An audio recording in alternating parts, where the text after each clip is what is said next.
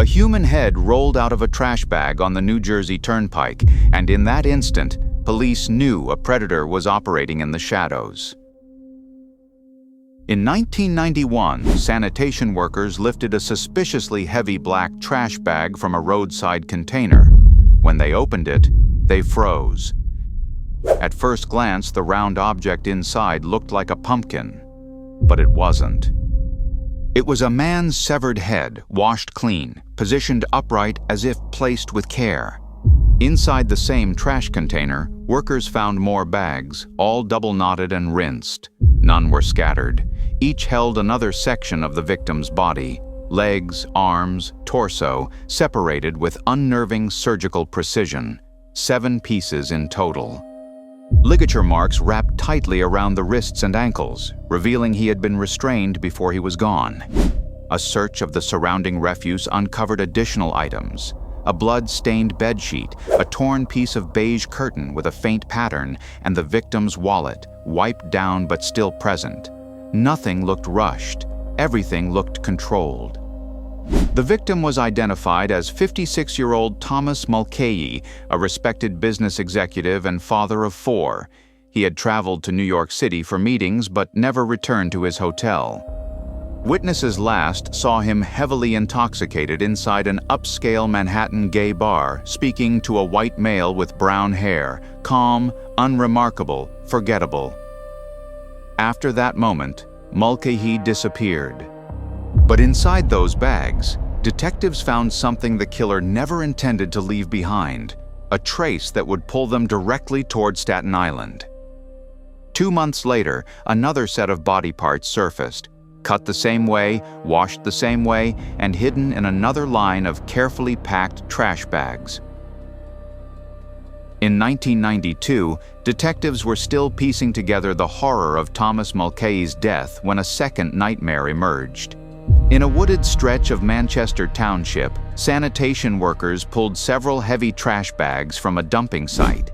Each one was double-knotted, rinsed, and methodically packed, just like Mulcahy's. Inside were the remains of 44-year-old Anthony Marrero, a gay sex worker known around Manhattan's West Side. His body had been separated into the same 7 precise sections, joints dislocated rather than chopped, cartilage cleanly severed. The cuts weren't wild.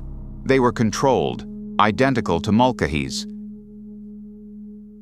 Forensic teams confirmed the pattern instantly. Marrero, like Mulcahy's, had ligature marks around his wrists and ankles, showing he'd been restrained the same way. There was no sign of a struggle, no splintered bone, no chaotic hacking. The killer wasn't improvising. He was repeating.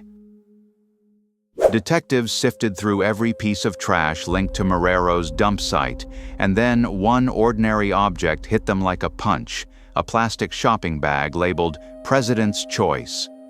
That logo mattered because in the entire region, only 9 stores sold those bags, and one of them was in Staten Island, just minutes from the CVS where investigators traced the latex gloves used in Mulcahy's disposal. The killer had a pattern, he had a comfort zone, and he was staying inside it. But when medical examiners studied Marrero's wounds under magnification, they realized something chilling. These weren't the cuts of a reckless predator. They were the cuts of someone who knew the human body almost too well. Investigators now believed the killer had some level of medical knowledge, or worked somewhere anatomy wasn't unfamiliar. The disarticulation on the victims was too precise to ignore, joints separated cleanly, cartilage sliced instead of bone crushed. It wasn't perfect, but deliberate, enough for detectives to suspect the killer had at least basic medical exposure or worked in an environment where anatomical handling wasn't unusual. During a detailed review of the trash bags, investigators performed a method called superglue fuming on the plastic, a process that forces fingerprints and palm prints to appear by binding vapor to ridge patterns. Inside the sealed chamber, the outlines slowly emerged. They revealed partial fingerprints and a partial palm print, enough to analyze and enter into the National Fingerprint Database. The result? No matches. Just as hope seemed to fade, another body was discovered, dumped in the same chilling, meticulous manner. The killer hadn't stopped, and now the investigation would take a deadly new turn. 12 miles outside New York City, another body was found, and it was unmistakably the work of the same killer.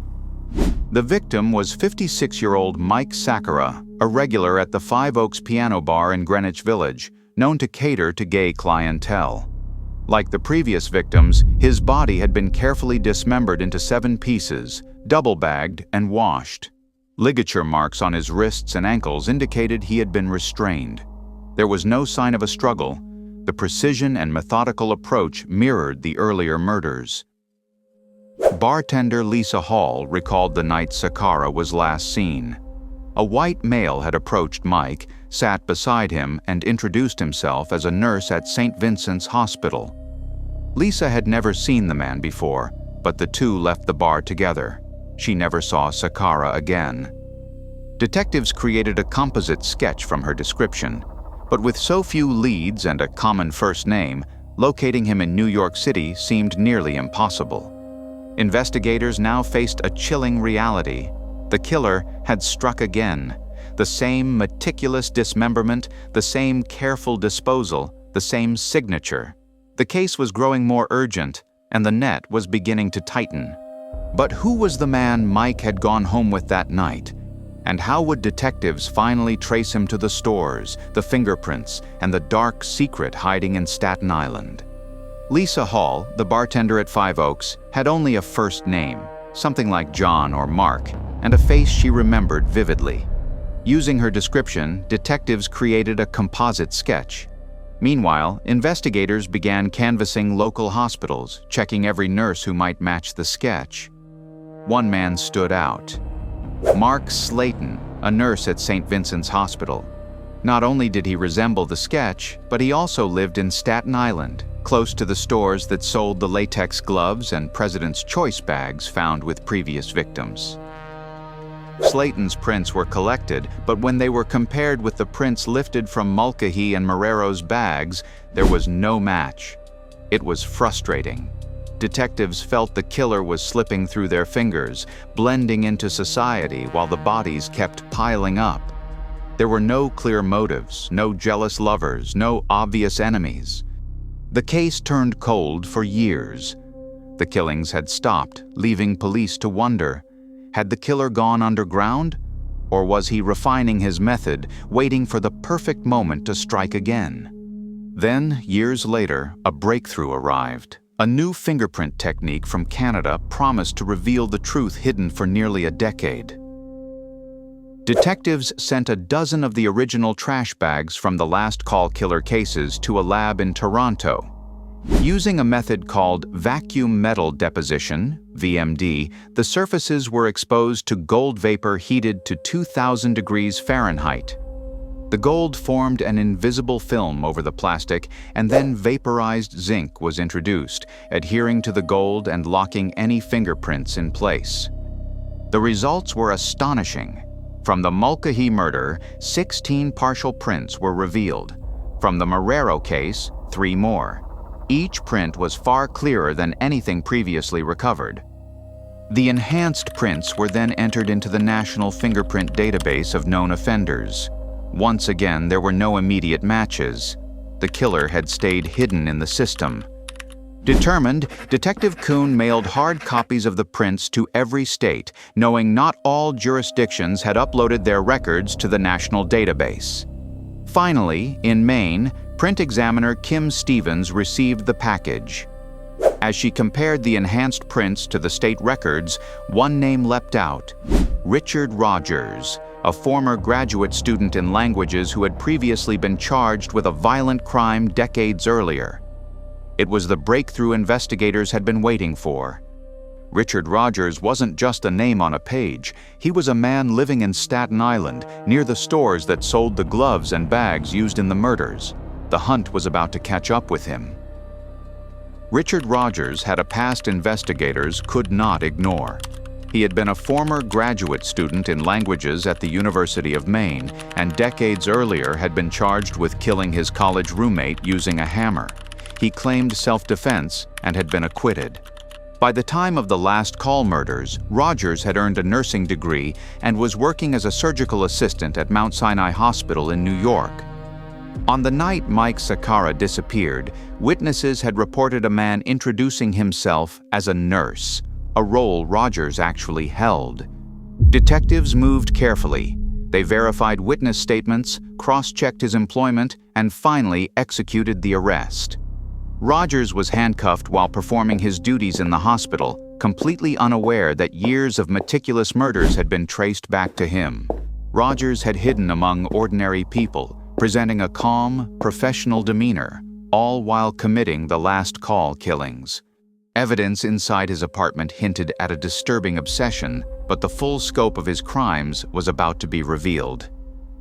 Investigators found videotapes of violent films including Hush, Sweet Charlotte, and the Texas Chainsaw Massacre. A Bible had passages bookmarked, all referring to beheadings and dismemberment. Among his belongings was a vial of a sedative, a drug not detected in standard autopsies, one that could incapacitate victims. Prosecutors pieced together a grim pattern. Rogers targeted men in gay bars, selecting those who were drinking heavily. Some may have gone willingly to his apartment, others could have been subdued with the sedative. Once inside, he stabbed them and dismembered the bodies with meticulous precision. The victims' remains were carefully washed and bagged, but fingerprints and a palm print recovered from the bags were enough to link him to the crimes. In November 2000, Rogers was tried and convicted of 2 of the murders, the cases with the strongest forensic evidence. The jury heard about the meticulous dismemberment, the cleaning and disposal of the bodies, and the chilling items found in his apartment. He was sentenced to 2 life terms plus 65 years in prison, ensuring he would never harm another person. Families of the victims finally had a measure of closure, knowing the man responsible for their unimaginable loss had been held accountable. And that was the story of Richard Rogers, a man who hid behind a hospital badge while leaving death in his wake. If you enjoyed this case, like and follow for the next episode.